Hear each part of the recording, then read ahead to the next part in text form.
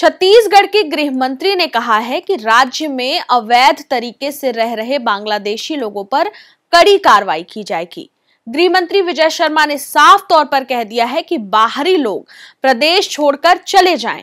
गृह मंत्री का बयान ऐसे समय में सामने आया है जब कश्मीर में हुए आतंकी हमले के बाद छत्तीसगढ़ में पिछले कई सालों से रह रहे 62,000 से अधिक लोगों की नागरिकता का मुद्दा अटका हुआ है।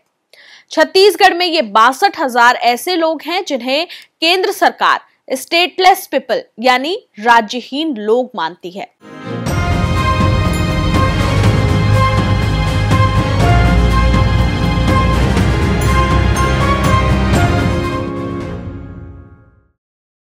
नमस्कार, जरूरी बात में आपका स्वागत है।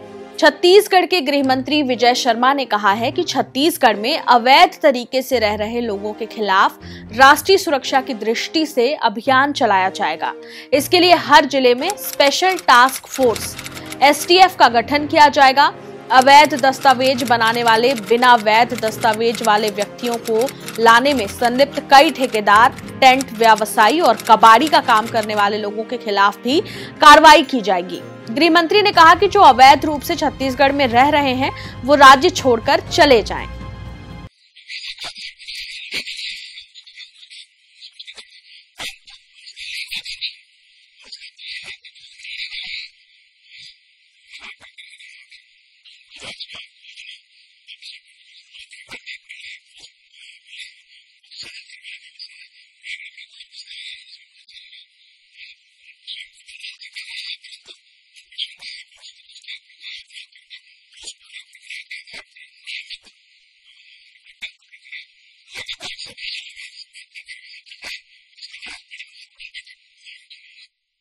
देखिए, लगातार हमारी सरकार कार्यवाही कर रही है। जो बांग्लादेशी घुसपैठिए हैं, जो संदिग्ध लोग हैं, उनकी लगातार जांच हो रही है, उन पर लगातार कार्यवाही हो रही है। ऐसे किसी भी व्यक्ति को छत्तीसगढ़ में निश्चित रूप से कोई पनाह नहीं मिलेगा, उन पर ठोस और मजबूत कार्यवाही होगी।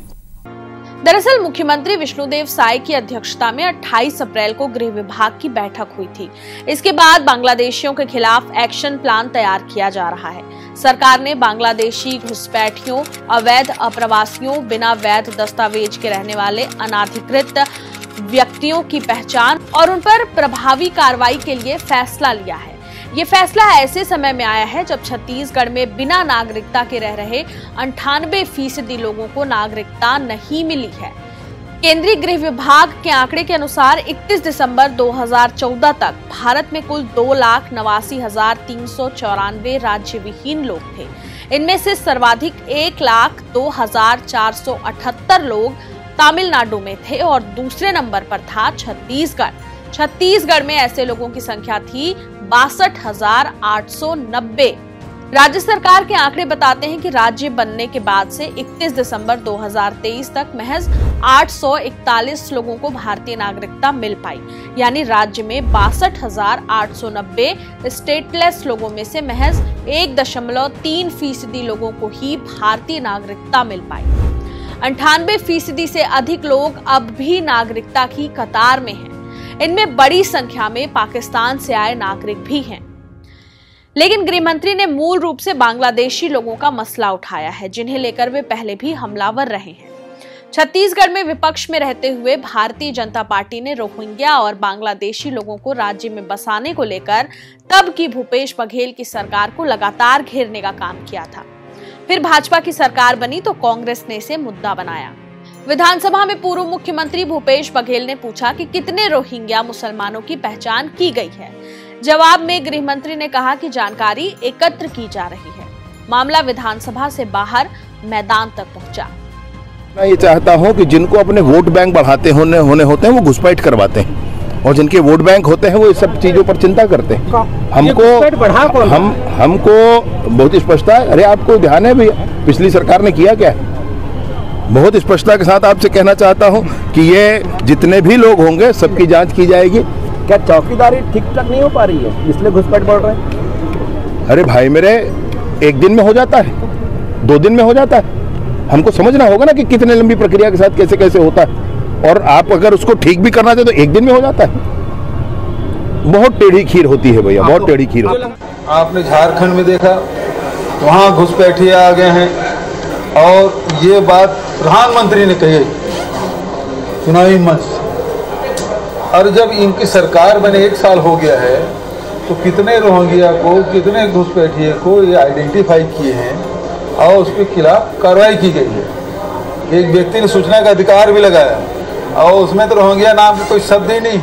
बहरहाल अब जबकि गृह मंत्री ने घुसपैठियों का मसला उठाया है तो नई पीढ़ी को इस बात का शायद पता भी नहीं होगा कि इंदिरा गांधी ने जब पाकिस्तान को बांटकर बांग्लादेश का निर्माण किया था, उस दौर में भी लाखों की संख्या में बांग्लादेशी शरणार्थी भारत में बसाए गए थे।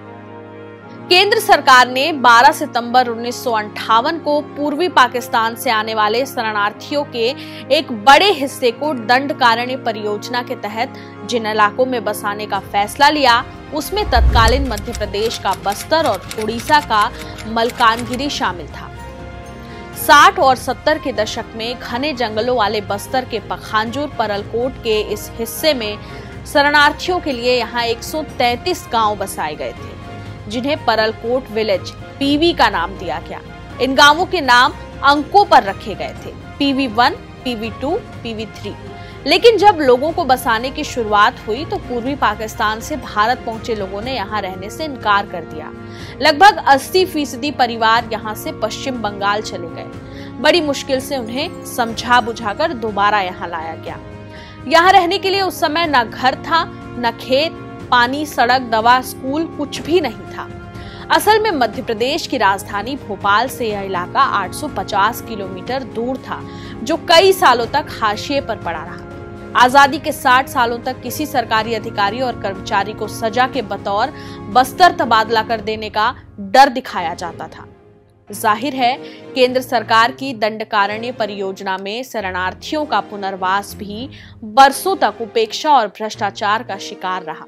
सरकार लगातार इस इलाके में विकास के दावे करती रही, लेकिन जमीनी हकीकत कुछ और रही। लेकिन इन सब के बीच बांग्लादेश से बस्तर में बसाए गए लोगों ने अपनी मेहनत के बल पर अपनी सफलता की कहानी लिखनी शुरू की और छत्तीसगढ़ के बस्तर के इन लोगों ने विकास की ऐसी कहानी लिखी जिस पर भरोसा करना मुश्किल है। 2 पीढ़ियों के संघर्ष के बाद आज की तारीख में खेती से लेकर व्यापार और राजनीति तक में इन लोगों ने अपनी खास जगह बनाई। अब तो ये भारत के सफल नागरिकों में शुमार है। लेकिन ठहरिए, इस तस्वीर का एक दूसरा पहलू भी है। जिन इलाकों में बांग्लादेश से आए लोगों को बसाया गया था, वह आदिवासी बहुल इलाका था और आदिवासियों का आरोप है कि भोले भाले आदिवासी जहां के तहां रह गए और सरकारी योजनाओं का लाभ उठाकर बांग्ला भाषी इन इलाकों के मालिक बन गए। कई गांवों में तो स्थानीय आदिवासी अल्पसंख्यक हो गए। यही कारण है कि कांकेर के इलाके में पिछले कुछ सालों से बांग्ला भाषियों और स्थानीय आदिवासियों के बीच संघर्ष बढ़ा है। अवैध तरीके से रह रहे लोगों को पकड़ने के लिए सरकार के अभियान के सामने कई चुनौतियां होंगी और सवाल भी। इन सवालों के बीच रोहिंग्या मुसलमानों का भी सवाल उठेगा और बस्तर में बसाए गए बांग्ला भाषियों का भी। जाहिर है इनका जवाब आसान नहीं होगा। जरूरी बात में फिर होगी बात। नमस्कार।